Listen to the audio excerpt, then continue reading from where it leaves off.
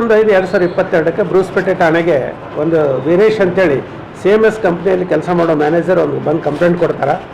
ಆ ಕಂಪ್ಲೇಂಟಲ್ಲಿ ಇರುತ್ತೆ, ತಮ್ಮದು ಕಂಪ್ನಿ ಎಲ್ಲ ಬ್ಯಾಂಕ್ಗಳಿಂದ ದುಡ್ಡುಗಳನ್ನ ತೆಗೆದುಕೊಂಡು ನಾವು ATMನಲ್ಲಿ ಹಾಕೋದು ಅಂತ ನಮ್ಮ ಕೆಲಸ.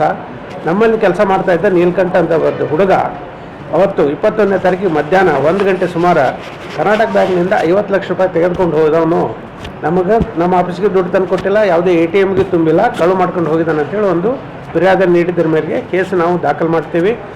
ಆ ಕೇಸ್ ದಾಖಲು ಮಾಡಿದ ನಂತರ ನಮ್ಮ SP ಸಾಹೇಬರು ಸೈದುಲ್ ಅದಾವರ್ ಸಾಹೇಬರು ಮತ್ತು ನಾನು ಎಲ್ಲರ ಮಾರ್ಗದರ್ಶನದಲ್ಲಿ DYSP ಅವರು ಮತ್ತು Halesh inspector, Suresh sub inspector ಮತ್ತು ನಾಗರಾಜ್ ಇನ್ಸ್ಪೆಕ್ಟ್ರ್ ಮೇಲೆ 3 ತಂಡ ಮಾಡ್ತೇವೆ ನಾವು ಆತನ ಆರೋಪಿಯನ್ನು ಮತ್ತು ಹಣವನ್ನು ಪತ್ತೆ ಮಾಡಲು.